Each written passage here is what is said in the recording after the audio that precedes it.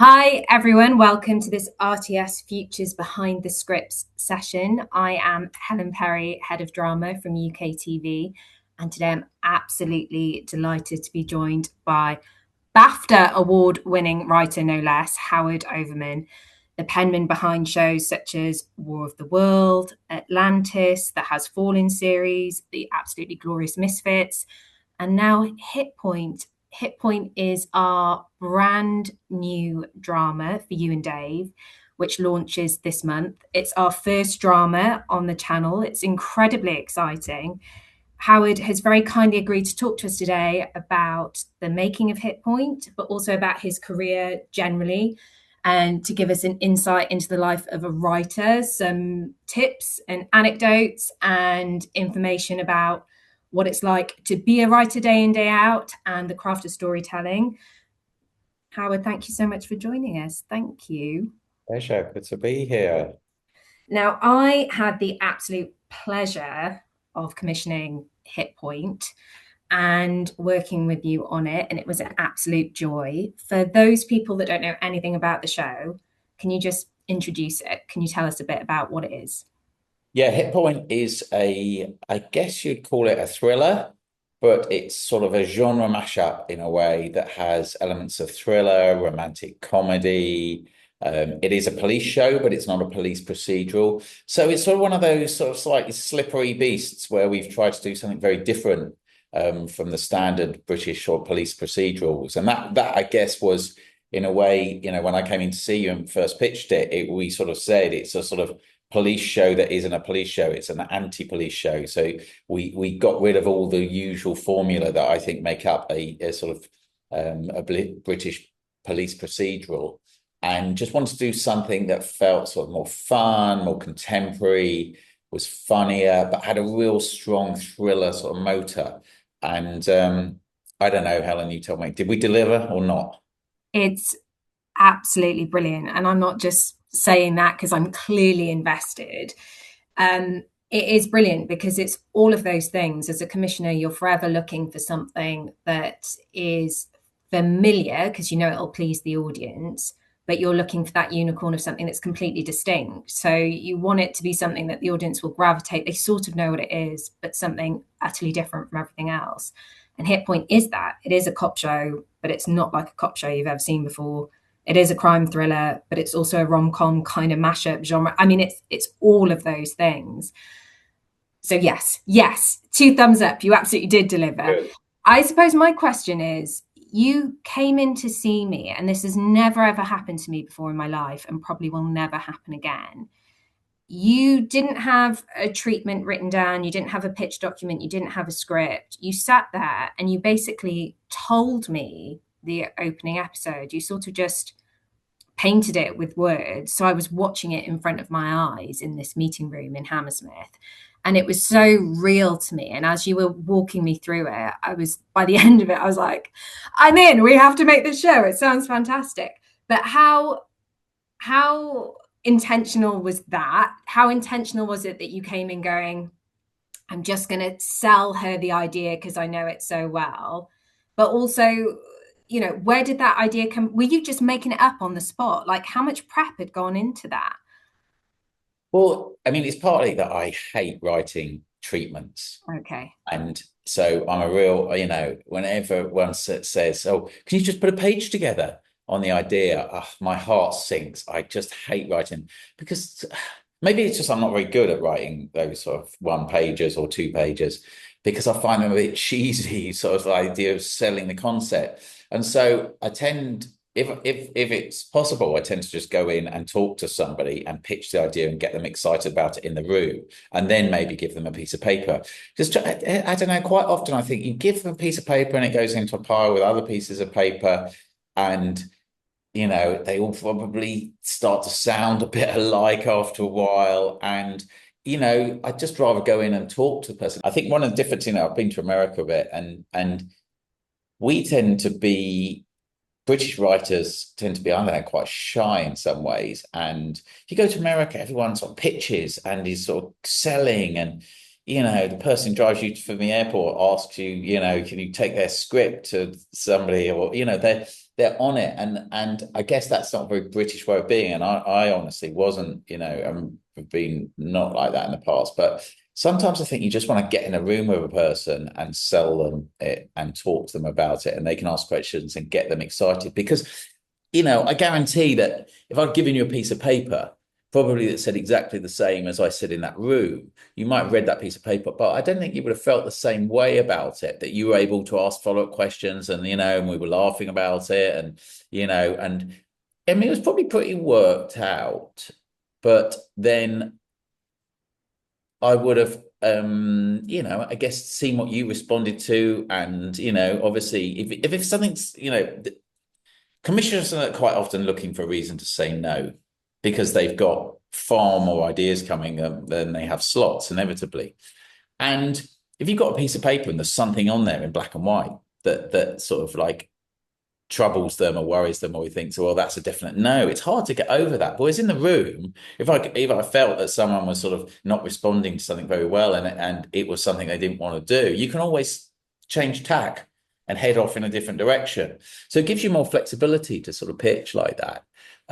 But also, it's just, I really hate writing those documents. They are horrible. They're really hard to write. I always think they make the idea sound rubbish. And so partly I would have sort of, like, whoever set up the meeting, I can't remember, I would have said, oh, no, I don't want to send anything. I'm not sending anything. I'll go in. I'd much rather go in. And I don't think I'd met you before either, had I? No. No. So I know, I just think it's also like really important to sort of establish sort of personal relationships with people and get on with people and see if you all, at the end of the day, it can, making TV shows can be quite, it's fraught and it's difficult and there can be differences or whatever. And it's 10 times easier if you've got a relationship with the person where they can be honest with you and you can be honest with them, and you get on with them, because at the end of the day, everyone's got their jobs to do, and it's much better to sort of, if we can, have a laugh while we're making it. And I think we have, haven't we? It's been a nice process. And that's not to say, like Helen hasn't given, there's points where, she's given me really, difficult notes. I mean, it's not to say those notes were wrong, but you've challenged me at points and said, you've got to change this, you've got to change that, I'm worried about this. And, it's that part that to and fro. And sometimes, I probably haven't been in the mood to receive those notes. Oh, fucking hell. What does she mean? I've got to do this. But then you think about it for a while and you think, well, maybe that's not the exact sort of, like, not that you really offered solutions ever, because, obviously you know enough about giving notes that's not what you do, but you identify problems. And genuinely, commissioners who are good, they're not making my life more difficult for the sake of it. They're worried about something, and you have to hear that and listen to it. And it might well be that they've misunderstood it. It might well be they've got a genuine point, but you've got to sort of respond to feedback. And I guess that would be one of the biggest things, is that, like, some people, I still suffer from massive sort of imposter syndrome. So I find it very easy to take criticism and for someone and to hear people say, oh, I think this isn't working or whatever, because I think, oh my God, of course it isn't working, because I don't know what the fuck I'm doing. So, like, I find it quite easy to hear criticism. And sometimes, you get some ridiculous notes which you just laugh at because they're so bad. Not yours, Helen, I might add. But there were some really clear things from the pitch, from that verbal pitch. There were super clear elements that have been absolute bedrocks throughout the process and are really present on screen. So the one is the super clear and brilliant premise of, you have two cops investigating a crime, and it's clear that the chemistry between them, they're meant to be together, they love each other, and they're investigating a crime, but actually one of those cops is also the criminal. And the biggest risk is not, will he get found out and suffer for the crime, it's, will he actually lose this love of his life? So that, from the very off, that twist of, but I remember that's what you really responded to in the meeting when I said something like, the risk isn't him getting caught and going to prison, the risk is that Bella won't love him. Yeah. Was sort of for you a moment where you were like, oh, right, yeah, that's what the jeopardy is for the audience. That they're not because it's quite fun and it's serious in places and there's real stakes in jeopardy. But usually with a crime drama, you're thinking, oh my God, they're going to get caught and go to prison. And this was slightly different. That the jeopardy was that Bella would find out what he'd done and that he'd lied to her, and he'd lose her forever. And I guess it was in a sort of thriller crime drama. It wasn't the usual sort of sword of Damocles hanging over his head. And that so from the very off, and that's completely stayed. And the other thing from the very off is, as you were describing it, you were depicting the bagel shop opening and the coffee shop opening and the streets of London and the population of London, and the fact that actually we follow these two characters and we are very rarely in actually police headquarters. We're very rarely ever in those tried and tested scenes. We're actually Mm. out and about on the move. There's a kinetic energy, and we are, you know, the vibrant world of London is forever the backdrop. And that you depicted, and that has been true throughout the scripts, and that Mm. has been absolutely true and delivered in the final edit. I And think I said how, to you, I think I said to you like episode one was like a road movie, didn't I? yeah, you did, you where did. where they never, and I think this is true. I mean, across the 6 episodes, I think we go to the police station. Like we're in the car park sometimes, but actually inside the police station, what, like 2 or 3 times across 6 episodes? And episode one, what I think was originally conceived, we changed it slightly in the edit when we actually put it together. But I think in episode one, they never went anywhere near the police station, did they, in the original? And I think I pitched you as a road movie across London where they're investigating this crime. Um, and I think that was just, I don't know what it is. It's just whenever I see like British police stations or British police cars or the uniforms. I mean, I guess I grew up on American TV and always just thought America looked impossibly like filmic and cool.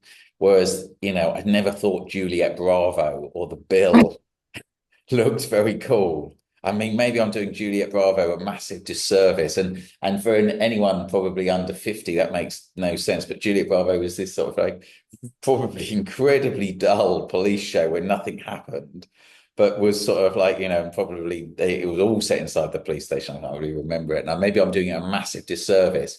But it just they didn't really have that filmic sort of values. And I guess the bigger inspiration for Hit Point was films like Out of Sight with George Clooney and Jennifer Lopez, which is a sort of, I think it's based on an Elmore Leonard novel, and I was much more interested in those kind of worlds. Well, also, I mean, the other thing I remember pitching to you was that I didn't want the sort of criminals to be sort of, quite often I find that like they're sort of generic London criminals. Then I just didn't want that world, and that I wanted the criminals to have real sort of character and story themselves. So, for example, there's a guy called Hubble who we meet in episode one, and he's you really care for. And I was when we did that screening, oh my God, the audience really cared about Hubble, even though he's this guy who makes bullets and for criminals, but everyone really and there's moments where they go, oh, and really responding to him, and he's a really good actor, and he's been costumed really well. He's got this really cool look, and but the way he interacts, particularly with Bella, there's a sort of mini love story in episode one with this guy who's essentially a criminal, and he tells stories about his childhood and his past and funny things happened to him at school. And I guess I just wanted to populate it with real, like interesting characters on both the police side and the criminal side of the fence. So, going back to the beginning, did you think, I want to do a cop show? This is my vision of what a cop show was. Or were you reading or watching Out of Sight and going, oh, I'd like to do something like that? Like, what was the bit that started first? Was it the genre or the characters, or what was the inspiration behind the idea? What the inspiration was, that I was in the pub with a friend who used to be a police officer. And he was telling me that part of his job, when he was in sort of the armed response team, where they drive around with guns and try and stop bank robberies and stuff, was that he used to have to visit places and tell them how to improve their security and tell them how to not get robbed. And I remember he said something to me, and I'm slightly misquoting, but like he said something like, "Oh, I would have made such a good criminal," or something like that, just as an offhand comment, because he used to have to go and look at places and think, like, go into them and think, well, if I was a robber, how would I rob this place? And it was just something in that line, literally, that he said to me, I would have made a good criminal or something. And that just sparked the idea of a cop committing a crime. That was just literally the spark. And then you sort of add layers on top of that where you start to think, well, okay, just a cop committing a crime isn't, it's not a bad starting point, but it's not that interesting, as probably been done before. And then you think, then I probably just had the idea, well, what happened if he committed the crime, but he was then had to investigate it? And then I probably thought, well, what would be, a really good added element to that? And then I probably thought, oh, well, what happens if he's in love with the woman who is his police partner who's investigating it with? And I find, I mean, I don't know how other people work, you just build up all these sort of elements to it until, I came up with a finished idea. And I guess it's weird. The phrase spinning plates was always in my head. And I think I use that quite a lot in the pitch, probably too much. The idea that you had somebody who, and I guess it's, shows back in the day, like 24 did this really well, like with Keith Sutherland, I think it was series one of 24 with Keith Sutherland, where, it was like he's trying to stop a terrorist attack. Oh my God, his wife's missing, his daughter's missing, this is happening, there's a traitor. And the idea of someone spinning a lot of plates, I just think, it adds that real propulsion. It wasn't just like, right, there's been a murder in episode one, and then we're going to spend 6 episodes investigating it until we uncover the whoever did it. I just wanted that idea that the world is closing in on Leo, and he's trying to do the right thing by lots of people, and that's bringing huge amounts of conflict, and that the people he committed the robbery with are a problem, and the criminals are a problem, and Bella's a problem, and his brother's a problem, and just this idea of a man. And I think we love to watch people in those sort of situations as the walls close in on them, and and then we're like, well, how are they going to get out of this? And they do, and then the next problem comes, and I think that's just drama, isn't it?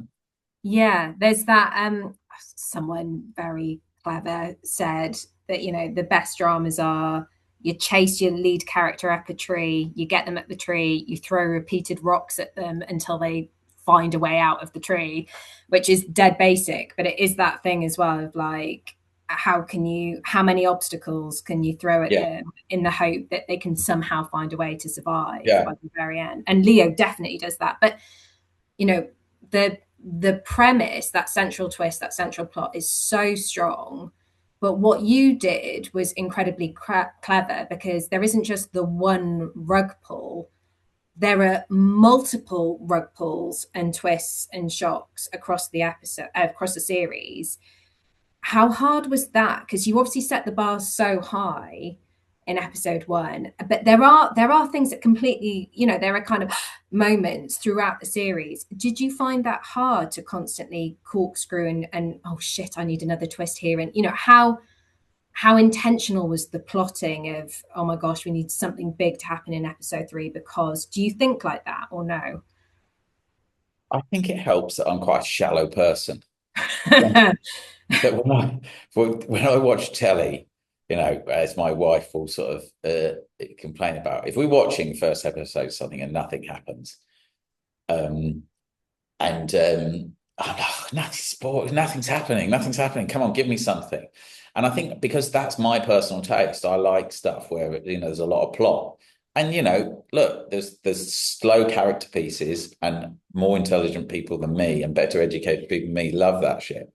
But I think I'm quite sort of shallow when I like a lot happening. I want story, and there's nothing wrong. I'm not casting aspersions on those other types of genres. That's if you like that thing. But I think because that's my personal taste, that I probably would be naturally drawn towards doing that. But it is hard, and and you try and cut, because there's certain like plot twists where you think, oh, bloody hell, when you watch something, it's so smacks of a plot twist. And there's certain cliffhangers which you think, oh my God, that's a terrible cliffhanger. But, because they've just thought, right, we need a cliffhanger.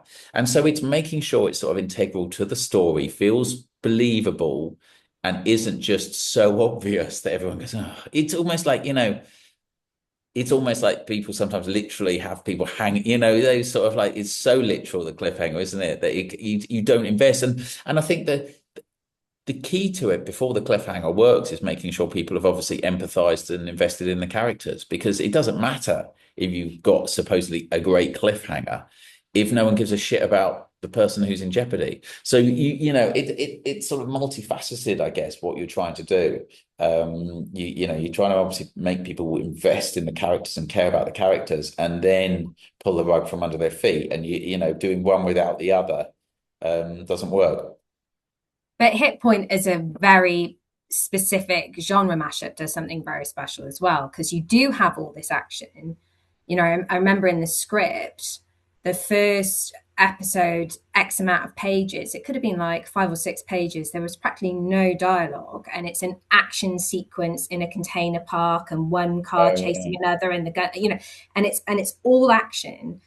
Oh, And Helen, I the, think you're underselling it. We do crack some eggs into a bowl as oh yeah, well. yeah, yeah, I yeah, think yeah, yeah, that's yeah. not all That that. is true. That It's not is all. true. It's not all action. There is some breakfast made.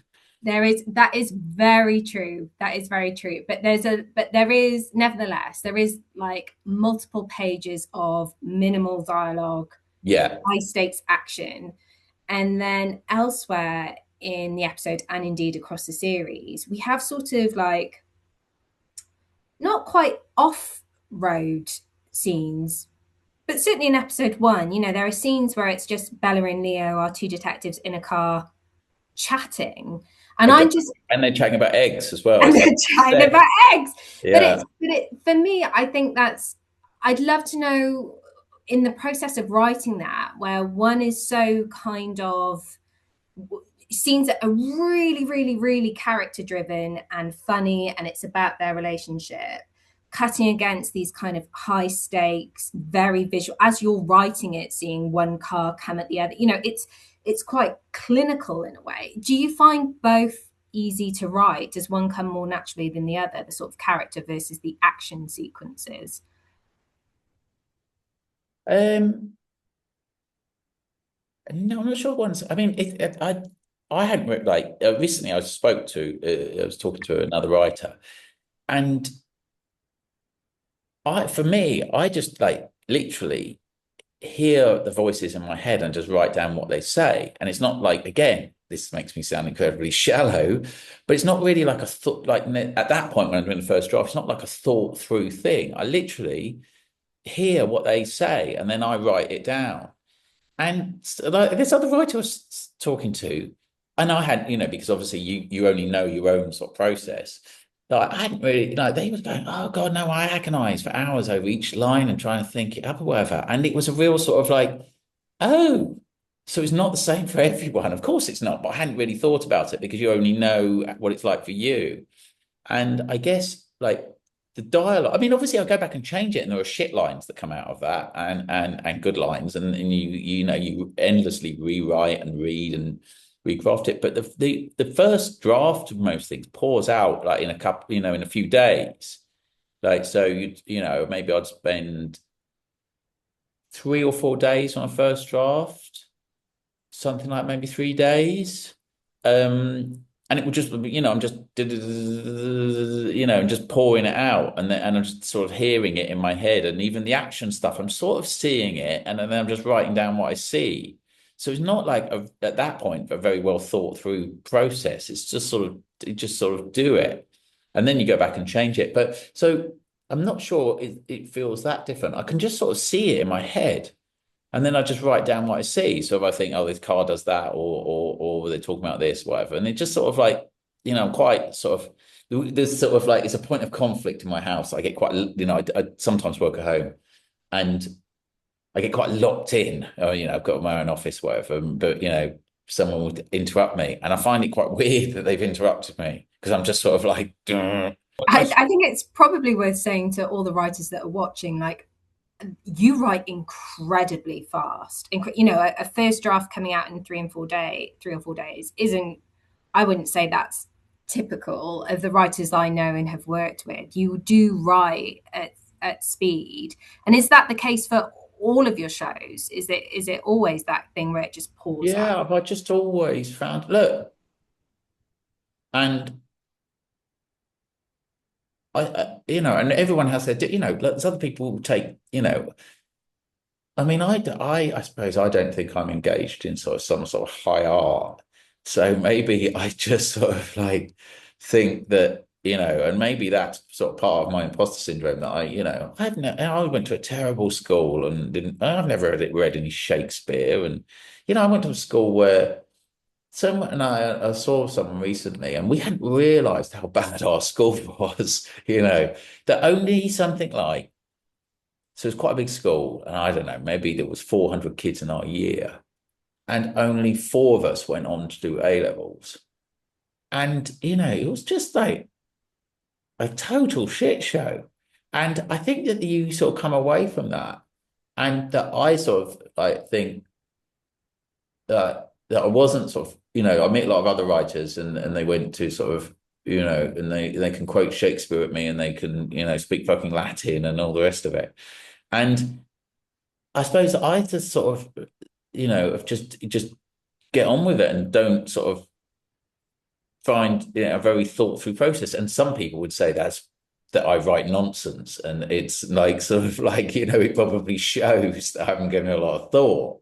But I think I'm quite in the sort of genre world, and I think that's slightly different from what I would sort of like think of sort of like, I don't know, if you were writing sort of top end literature or literary literature or something like that, where I'm sure people put far more thought into it, in an intellectual way. Whereas I think I'm quite instinctual in the way I write, that I sort of think about what I'd like to see and what would excite me and what would entertain me and what I would find funny. How did you become a writer then? So you were saying you went to this Oh school where yeah. like only four of you went on to do A level. I mean, let's be honest, it's a really hard career to break into. Did you kind of go, oh, I want to be a writer and I'm going to pursue that goal regardless? Or did you fall No. into it? Or what happened? Do you know what?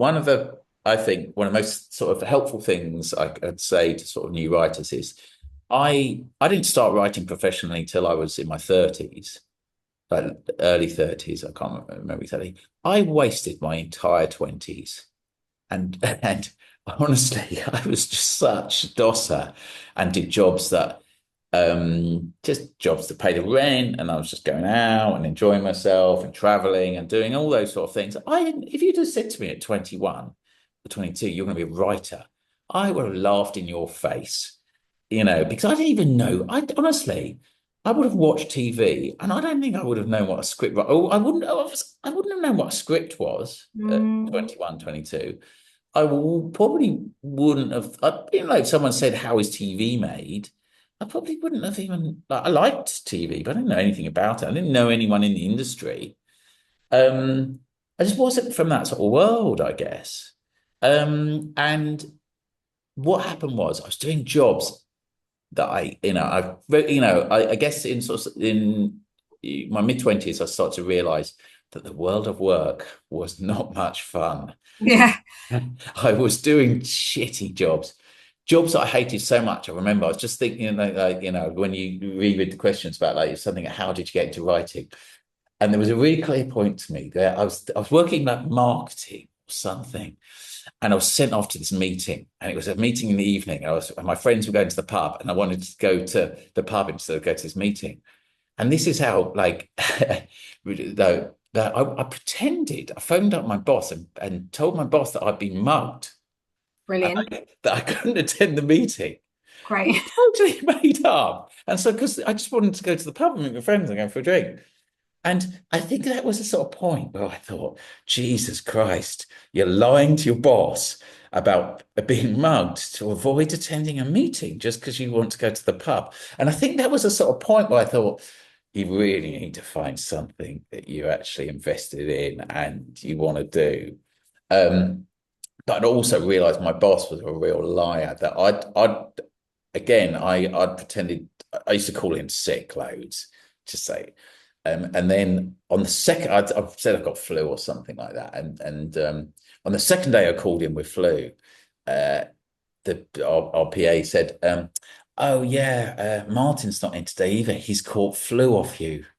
And I was like, I haven't got flu, so I know he's fucking lying as well. And that was a green light because I thought, my boss is a skiver like me. And then I was just like, I basically, then I did an evening class, writing evening class, and I really enjoyed it. And that was a random thing. There was used to be a book called Floodlights, which had all the courses in it. And this was back in the day, I'm old. And so there was no internet at this point. And there was a book that were just listed like evening classes. And I thought, I've got to do something, got to get some ideas, got to get some inspiration, do something more interesting in my life. And I was flicking through that, and it literally fell open on a creative writing course. And I thought, I'll just do that. And so it was It could have fallen creative. open, it could have fallen open on like cookery. And all the Michelin stars that you didn't get, Howard, because you're just a Exactly. pain. Yeah. But Yeah, that exactly. was creative writing, not screenwriting, was it? Was it just Oh kind no, of it was writing comedy. It was writing comedy. The first one I did okay? was writing comedy but for Okay. TV. Okay. It was at one of the London universities, and I did that. And then then I really enjoyed it and did a film writing course. And then I started to read books, all the books that you read, like Story by Robert McKee, Writer's Journey by Joseph Campbell. Um, Read those, and then I entered. I mean, this is like a shortcut, but I entered a competition ITV were running for new writers, and I got selected for that. And I can't remember, like, I don't think there was well, five of us were selected or something. I can't remember now. And then from that, I got an agent, and then the big break was Nicola Schindler, who used to make Clocking Off. My agent must have given her one of a spec script, and she asked me to write an episode of Clocking Off. I know I didn't know. I thought like this was normal because, and like most people, like you write on EastEnders for years or Holby or Casualty or Mm. whatever, and somehow I managed to just get asked to write an episode of Clocking Off, and then and I wrote the script and they really liked it, but then Clocking Off got cancelled. But it didn't matter because so that episode never got made, but I had this Clocking Off script that then could be shown to other people, and it was like it had got made really, and I was able to jump over writing for all the soaps or whatever. But then I wrote on kids TV and all sorts of gigs, and episodes of Hustle and New Tricks and all those sort of old shows and Hotel Babylon, and that's where you sort of learn your craft. When I think of writers that are really idiosyncratic and their stuff is really authored and you really hear the voice and you're absolutely doing Hit Boy, I think of Howard Overman. Like, how was it having to sort of fit other people's shows and like adjust your voice to fit that? Or had you not found your voice then? Or is the concept of voice a bit wanky to you, full stop? Yeah, probably a concept of Yeah. wank. As I was saying it, I thought I know what Yeah, his answer is going to be. yeah, it's not like, oh my, I would never use the word voice, like, that would But be, yours is really. I think you can really look. I'm not blowing smoke. I think it's a true thing. I think you can yeah, but see and it could be a hear. true, it could be a true thing, but then, I don't know, I mean, and it's probably unfair to laugh at you for using the word voice, although I will be laughing at you in the future about No, it. I know, I know. Well, yeah, no, I loved writing on other people's shows. It was brilliant, because I was so excited. Like, I couldn't believe that people were like, and I was like, I had no fucking money at that point. And then suddenly I was getting like paid what felt like an absolute fortune, you know, to write episodes of Hustle. And it's so exciting. And like the idea of like, I'd be worried about, well, I'm, not expressing my own voice. I was like, fucking hell, this is the best thing ever. And everyone was so nice on those sort of shows. Like Tony Jordan, who created it, he was, such a nice guy. And everyone at Kudos was so supportive. And, and I loved it. You're part of a team. I sort of, you know what? Those sort of days were brilliant. You were part of a writing team, and I think one thing that's changed, and I think it has made it harder for new writers in a way that used to be able to. There used to be those shows which were quite episodic, Yeah, where you could be given an episode of Hustle or New Tricks and just asked to tell a story, like a mini film over 1 hour or whatever it was. And now everything's because partly because streaming just taste changed. is much more serialized. So, people like me tend to write whole shows, and we don't really bring anyone in. And I worry that that has slightly limited opportunities for new writers. And the shows that I learned to write on and was sort of like so grateful to be sort of given, don't exist anymore. And I do think that is, I mean, maybe, I mean, you probably know more about the world of new writing than I do, but that I just remember like being given those shows and being just asked to come up with a standalone story that was mine. I had to fit into, like, obviously the existing show, but you were basically given carte blanche and freedom to tell a story you wanted to tell, like on Hustle. They asked me what I want, and like I remember I had this, what I did was, a story about a con involving a really valuable comic book. So it took them into this comic book world, Oh, that's quite different to sort of, I guess the other episodes. Um, and that sort of level of freedom, that's sort of, I guess, where I learned to write and learn structure and discipline and all the things you need to, and it's a sort of steep learning curve, but it's just such a great opportunity to write on those sort of shows. And I think I was lucky with the people that got to write on, there's a series called Hotel Babylon where again, I would always sort of think, well, so like Hotel Babylon was the old BBC One show, about sort of the five-star hotel. But I did an episode which was set just overnight and I based it on The Shining, brilliant. and so it's all about, so always just like, I always like, so in those sort of shows that, you were given them, but I'd always try and do something which I was excited by and like would be different to the other episodes. And like, right, I'm going to try and do a sort of what really feels like a horror episode almost in a really mainstream BBC One show. And so, I think that's what I would say to new writers is that don't worry about what the show is. Like, and that's one of the things I do come across. And like, so quite often I talk to, friends or people that just come across who are new writers and ask for advice. And they are, some of them are very snobby and say, well, I would never work for a TV show. And you're like, well, Mm, okay. Well, bear in mind, we've barely got a film industry in the UK. mm, mm. Have aspirations, but also be realistic. I wrote, episodes of kids shows, all sorts of stuff. But just try and make those episodes as good as you can and exciting you can, and do something that excites you. That if you're offered an episode of a show, just think of an idea that, like, think of it as like a mini movie, of a movie you've always wanted, the story you've always wanted to tell, and fit it within in the parameters of the show. And that's what I did with things like, I guess, The Hustle and Hotel Babylon and all those sort of things. There, I just thought, oh God, I've always had that idea about this, and then just try and fit it in the format and try and make a really exciting standalone episode. And I think that's, because then I probably started to get offered bigger things because people would watch my episodes of those shows and think, oh, that's a really interesting take. If you got an original idea, because they always had that element of something quite original in them. And I think that was sort of the next stepping stone to be doing my own series. But that would be one of the things I'd say to sort of new writers, that, like, I can remember I got given this, I can't remember where she came from. I was asked to talk to this girl who was a new writer, and she'd written a film script. And the film script was, she'd budgeted it. I don't know how we could budget it, but she told me she needed £300 million to make, $300 million to make it. And she was 21. She never directed anything. And she said to me, the only reason this isn't being made is because I'm a woman. And I sort of tried, I wanted to say to her, look, you are going to, like, as a woman working in the TV industry, you're going to, in any industry, you're going to encounter sexism and awful people, and they can get knockbacks for all sorts of reasons. But she would not believe me.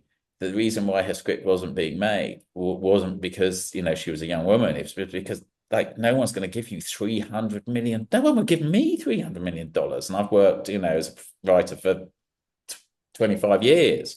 But she wouldn't believe me. And I was like, and I really wanted to sort of, like, say to her, like, and I said, I think and she was the one I said, oh, but maybe you need to think about, like, keep that on the back burner. And it's great that you got this passion project, but maybe, you might need to make some smaller stuff first. And she's like, no.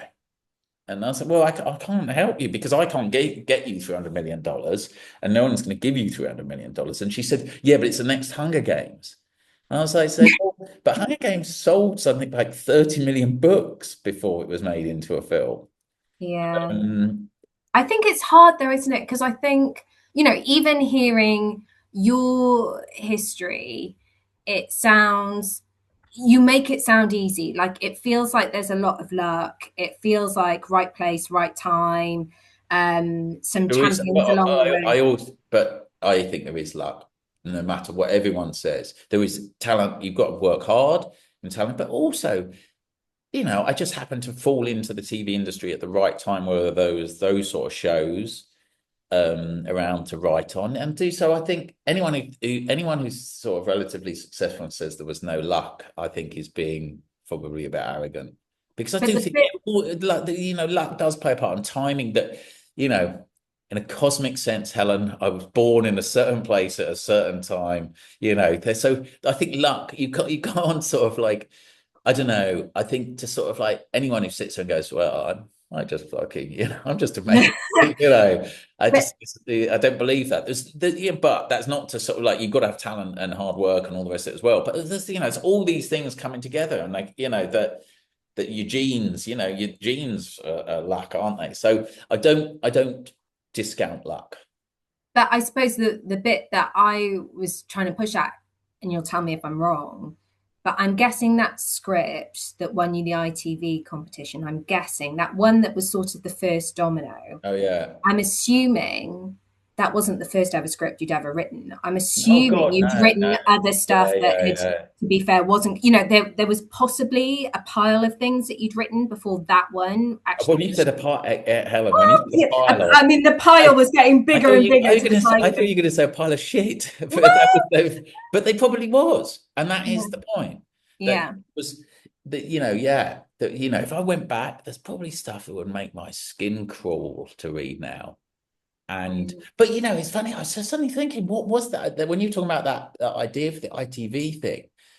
I do remember now. I remember what that was. I've just suddenly remember what it was, and it was a story of four cars stuck in a traffic jam, and the whole thing was 30 minutes of these four cars going between four cars stuck in a traffic jam. And I remember giving in, and they were like, "Oh God, what? You're just doing the whole thing in a traffic jam?" I was like, "Yeah, yeah, doing a traffic jam." And there was all, but all the others were sort of like, I guess, much more sort of social realism people about like, I don't know, people getting divorced and and I guess again, just think of like, and that I just thought, oh, I didn't want to do the sort of traditional British thing about, so I think I probably didn't even stick to the brief, but you shouldn't do that, stick to the brief, but and just did something which I wanted to do, and it didn't matter that it was a half-hour thing. I just thought, right, I've always thought like, it's really interesting about like telling stories, four different overlapping stories of people stuck in a traffic jam where they start to intermesh or whatever. Um, Sounds very cost effective to me. I mean, commissioned yeah, yeah, green there and exactly. then Yeah, yeah, to yeah, make done. We're a good one. yeah. Yeah. Um, But I think it's that, isn't it? That there's so much unseen work before yeah. you even get to that chance of even putting a toe on the ladder. And do you talked about the kind of Robert McKee and all the books. Do you still think about that now? Do you still think 5 act structure, and do you apply the kind of craft bit of it, or have you just pushed that to one side? There were certain bits of Robert McKee I didn't really understand, I've got to be honest. There are other books available, but you know Yeah. what I mean. You know what I mean. The Yeah, I laws of think no, storytelling. anything that makes you think about it, that makes you think about story, and character and all those sort of things. It's whatever you find helpful, and I'm sure there are some people who found one book helpful, one course helpful, and not others. Anything that helps you, it doesn't really matter what it is. I was just interested to know if having honed your craft practically and have read all the books, like, do you still now go 5 act structure, plot across the series, episode, break it down? Do you, do you, It's probably more instinctual now because I've just done it for a long, yeah. like you get to the point where and that's not to say that like I probably still fuck it up on a regular basis. I work with two producers, Johnny and Julian, and Julian's I deliver the scripts to Julian, and he's got this phrase where when I fucked it up and it's not particularly working, he goes, it's interesting, and I always that means that it's not working. But he doesn't want to say to me it's not working, it's rubbish. He always goes, well, it's interesting. And I know as soon as he says that, they're thinking, "Oh, well, this is obviously I've fucked this one up," and it's and that happens all the time. And others, he'll go, "Oh my God, this we barely need to change this. This is really working." But as soon as the words come out of his mouth, they go, "It's interesting, isn't it?" That I But know it's a that good must job. be invaluable, having people that you trust. And it's probably worth Yeah, saying. So Hit Point was made by your company, Urban Myth, yeah. and you work with Johnny and Julian, and you're an EP on your shows.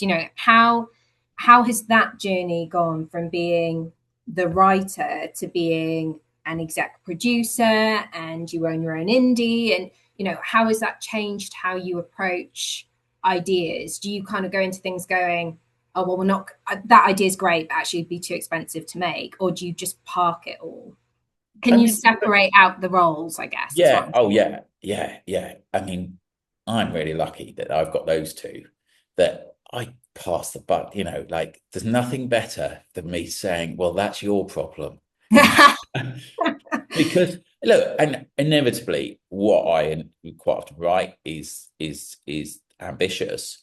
And sometimes it has to be honed down because of the budget and you can't do things. But I don't think about that like, you know, or on Hit Point, obviously I knew what the budget was, and I'm not going to do something.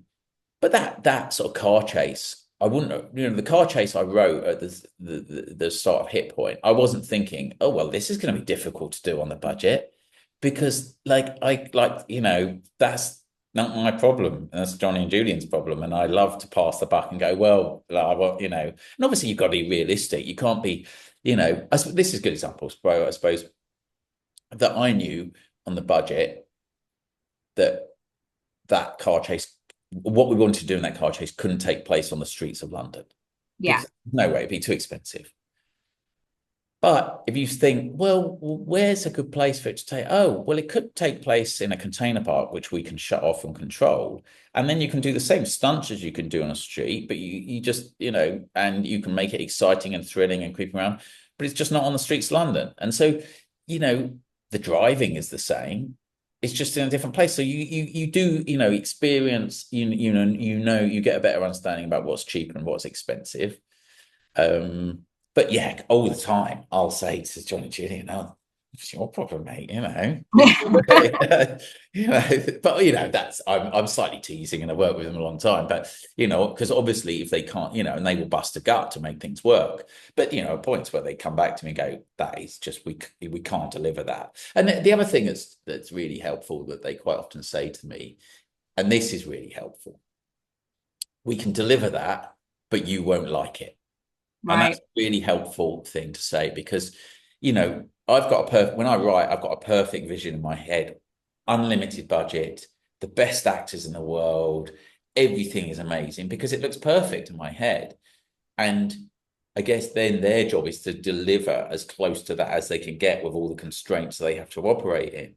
And it's really helpful. Julian sort of says to me, like, we can do a version of that, but you aren't going to like what comes back. And he knows me well enough that I'd rather have a really good version of what they can deliver than a sort of slightly shitty compromised version of what I originally wrote, because that's just unsatisfying and won't look good on TV. So, and then he'll say to me, look, if we base it here and we can do this, we can do that really well on the budget. Or we can do what you originally wrote and it's going to be a bit hokey because there just isn't the money and the time. And I'd rather obviously listen to him. And again, I think that goes back to what I was saying, that one of the things I would say to writers is find the producers that you trust and you like to work with and you enjoy working with them and you trust their judgment, that when they come to you and say, this isn't working, that you believe them and you trust them, How because did you find Johnny and Julian? Because you're clearly such a tight knit trio, yeah, and we you were have that shorthand. yeah, Oh, they were making a show called Merlin with Okay. that big Saturday night show that ran for a long time, and they asked me to write episodes of that. And I wrote, I can't remember how many episodes of that I wrote, 10 or maybe probably more than that, 12, 15.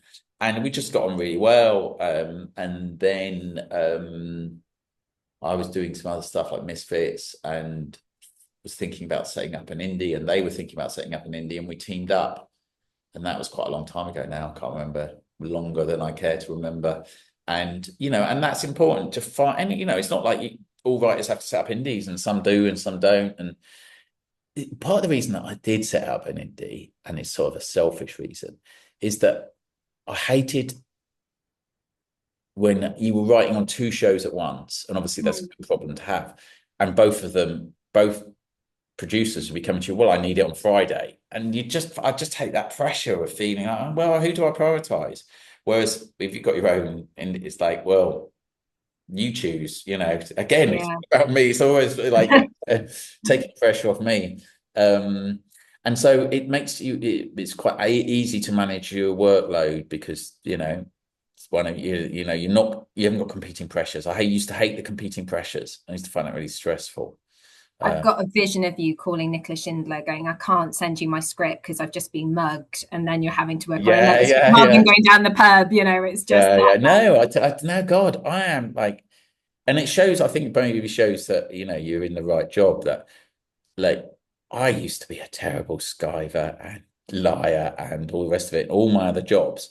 But since I've been a writer, I've really, worked really hard, barely take a sick day. And that's the sign, surely you're doing something you want to do. Um, I and can again, attest to that. We had meetings while you were on holiday, I'm sure. We had script meetings when you were in a villa somewhere with your family, and it was like silly o'clock in the morning for you, and you were still taking a yeah. script meeting. That's rare. No, I mean I'm pretty disciplined about taking time off and that. So I'm not one of those people who works all like that's probably just bad timing because that's the other thing I think as a writer you've got to be, you have got to take, it's one of those jobs obviously you can do at any point anywhere, but you do. When I first started out though, I just worked all the time, but I didn't have a family at that point, so you can say it's okay. But then once you do, I think it's really important that because at the end of the day, we're making fucking TV, and like, being a good dad, and all the rest of it is far more important to me at the end of the day.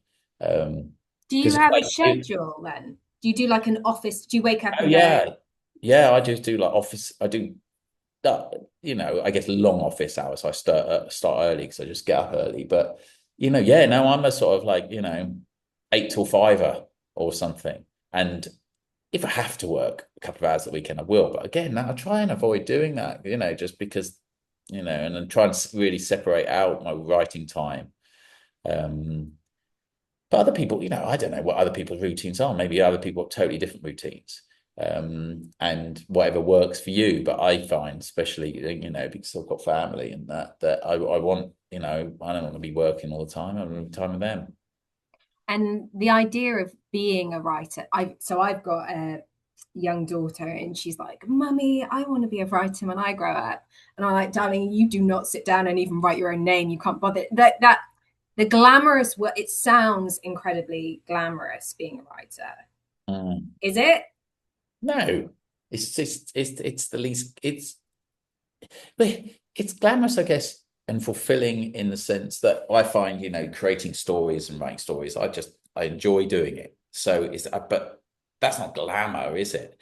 Um, you can, like, if you're successful, you can.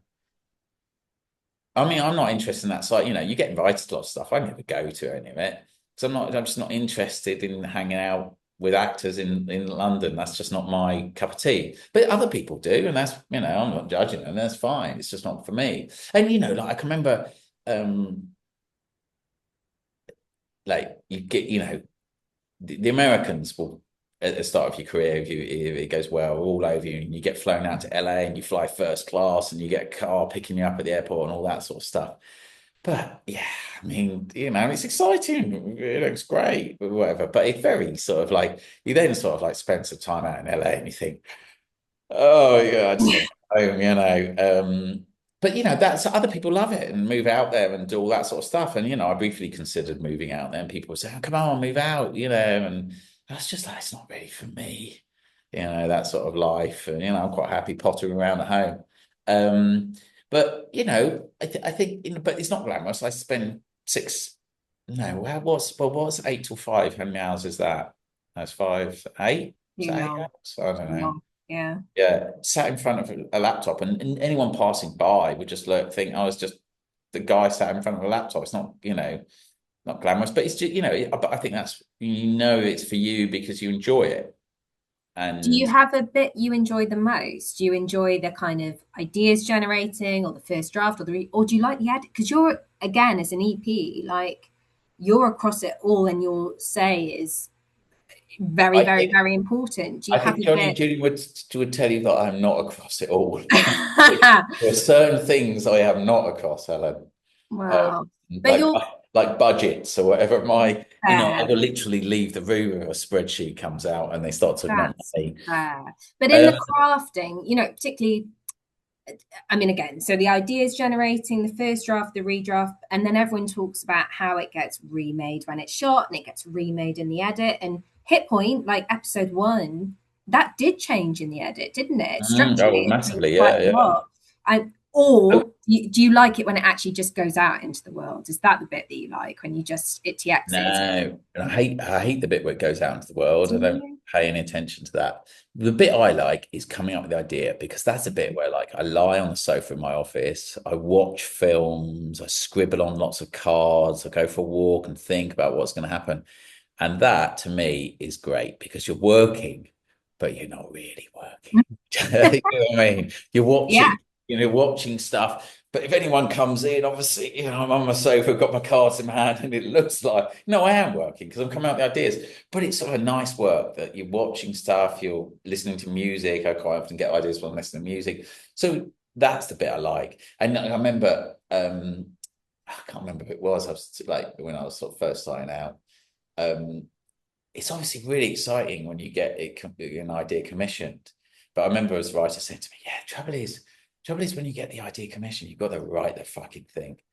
And that is a sort of like, obviously I do enjoy, but it's hard. It's really hard. Like, um, you've just got, you got the script commissioned. You've got a totally blank piece of paper in front of you. And I mean, I don't know how many scripts I've written, but lots. And I still get like the first day I've got to go into the office and write like page one, ep one of a new show. I'm, I'm sort of fidgety and I don't like it, and I feel a bit nervous, and I feel and like I could think, oh my God, what happens if this is the one where I don't know what to do?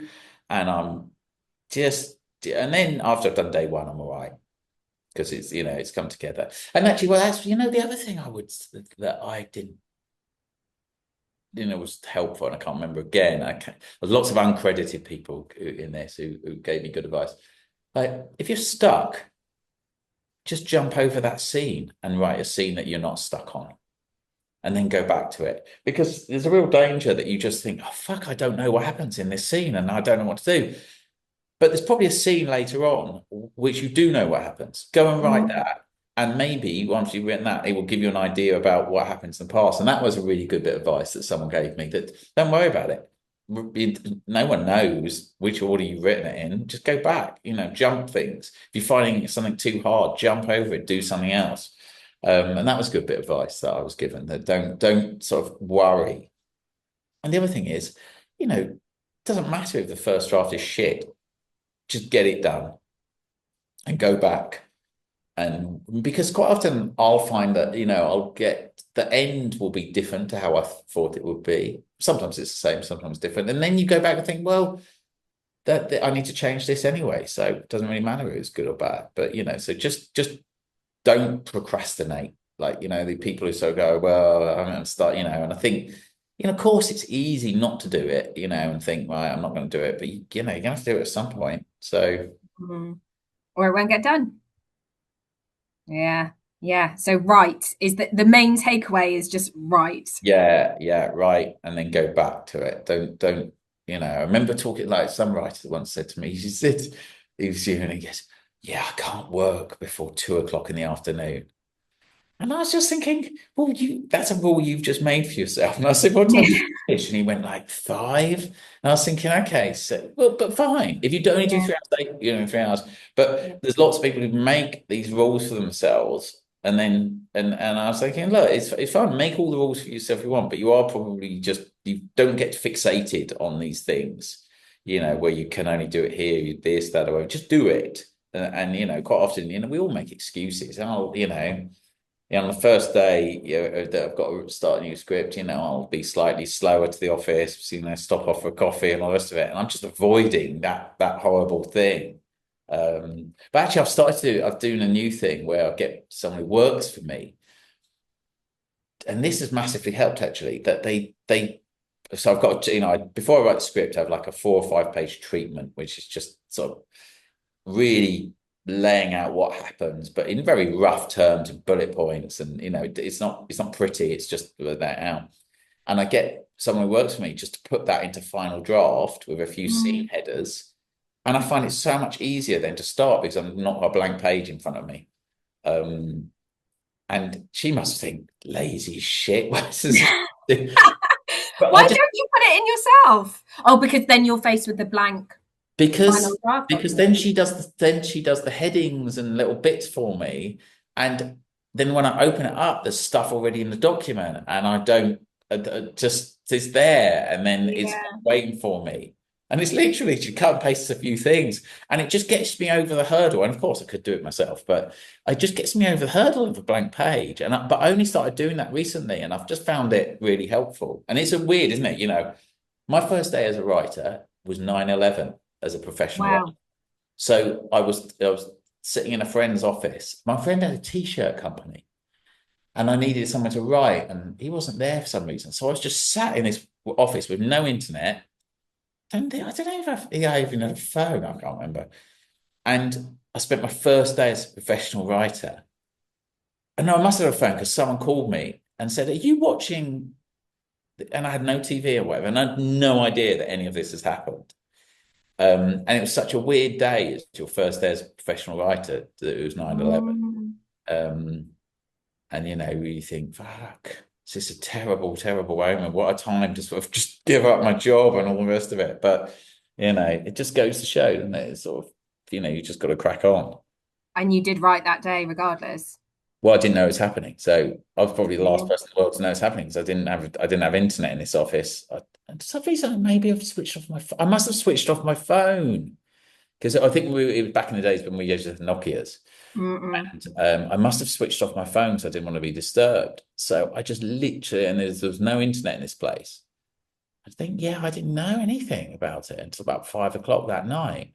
And it was Wow. such a weird day to think, right, this is the first day or whatever, and then just and then get the phone when I switched on my phone, I had all these messages and stuff. Yeah. Wow.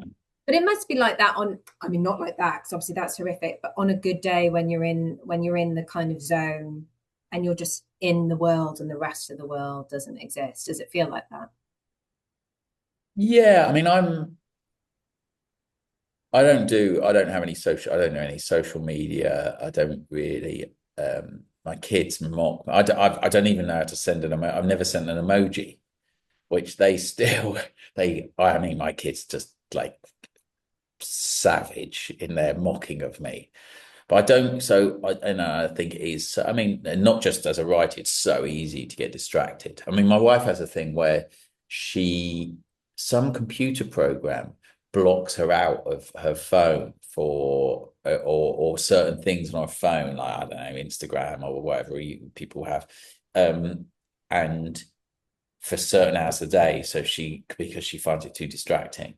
And I do Mm, think I think that's the other thing I'd say to writers is like just, you don't need to be on WhatsApp and that constantly. Just yeah. make sure you're focused on what you're doing and be disciplined. Discipline is, I think quite important because And you've got to be self-motivating quite often. yeah, yeah. And it is graft. So is Yeah. that I mean, I could talk to you for hours and hours and hours, but if there, we have to wrap it up at some point. So if there's one bit of advice to aspiring writers out there, what could you give one thing? What would it be? No, no, No. because I think no, because it's like one, it's different for different people. That like no, Yeah. and what works for me might be totally, you know. And there's much more successful people than I am, and they might have totally different routines, and maybe I'd be better off following their routine. So I'm not going to sit here and pretend I've got all the answers or I'm some sort of sage or guru. Um, I think come up with good ideas. Mm. You've got to focus on ideas. Got to write them. You've got to be disciplined, not distracted. You've got to have passion for it. You've got to enjoy it. I think there's some people who sort of maybe it's not for them, but try it. But yeah, and just keep plugging away. It's hard, you know. And just because you're not successful at 21 doesn't mean, you know. I can't. I must have been like over 30 when I was sort of what? Ancient, Howard, you're Yeah, ancient. yeah, I am old. Um, And so it's not going to have it instantly, and it's a long Yeah. ball. But if you know when you find something you want to do, maybe yeah, maybe that's what you know. This would be a good quote, wouldn't it? Something like, you know, you found what you should be doing when you don't have to pretend to be mugged. Yeah. That's That's worth putting on a t-shirt, yeah, isn't it? That could yeah, be a memoir. I mean, yeah. writing advice from Howard Overman. Yeah, that's but you know, I guess you know, if you enjoy it, and I think most, I don't know, I mean, you speak to more writers than I do. Your husband's a writer. Does he enjoy it? I think Not, he are you going to say might. no at the moment? Well, I think it's a process, and he enjoys bits of it, and he doesn't Yeah. enjoy other bits of it. And you know, the hard thing, I think, is what you're saying. It's being self motivated. It's sticking with it, and there's a lot in the industry which is rejection. It doesn't mean the idea is bad, but it just might Mm, mean that it's so competitive, and having to listen to other people's. There's so much. It's not an easy smooth path, I think. no. And I guess that's, you know, and you're exactly right. And that's why I think, you know, the idea there's one sage bit of advice will work for everyone. No. But also don't, you know, I think, and you know, and I did not follow this advice. I'm really shy about just marching up to people. But you know, people will genuinely. I know I've got sort of like people that I help, like young directors, writers, and that I mentor, or just friends of friends. You know, and people will. You know, like I know. You know, I've been there. I know how fucking shitty and hard it is at the beginning.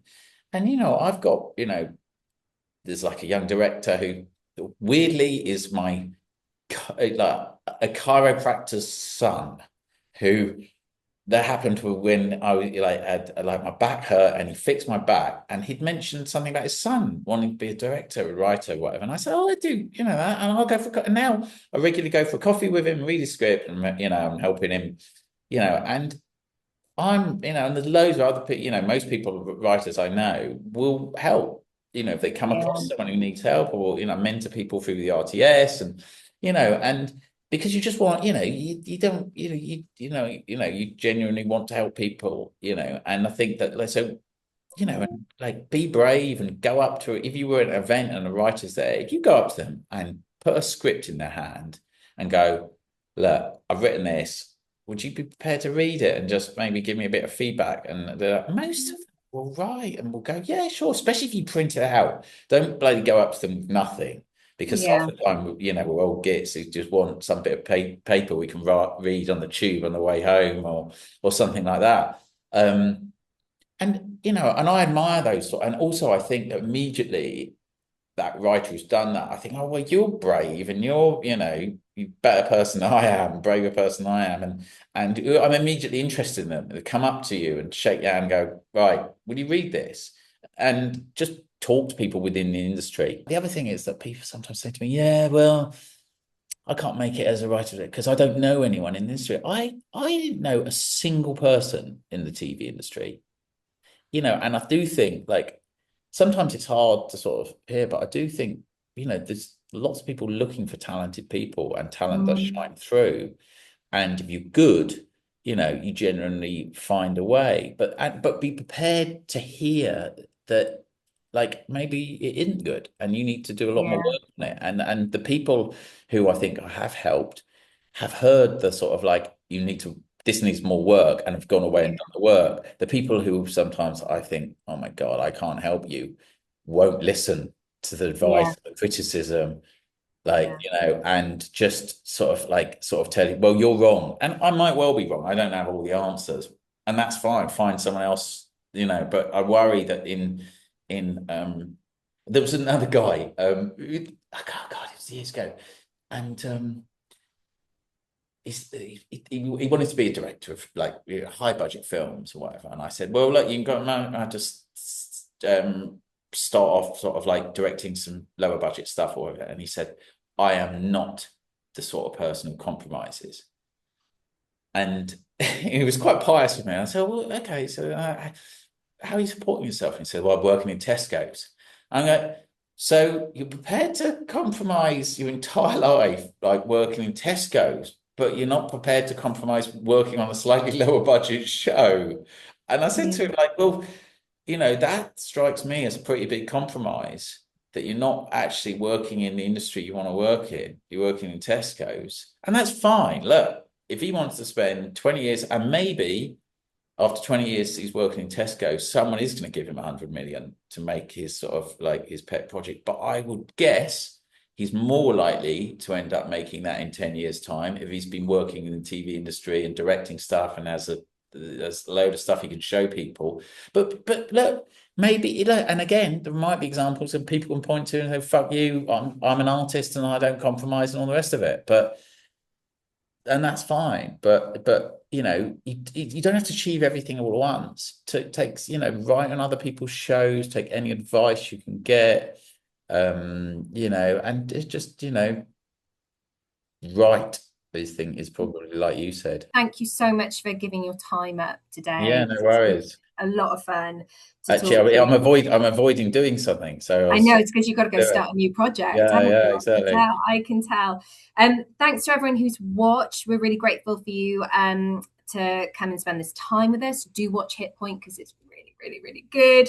Thank you for joining this RTS Futures and UK TV collaboration. And if you'd like to find out more about further upcoming RTS Future events, please have a look at the website. Howard Overman, thank you very, very much. Thank you.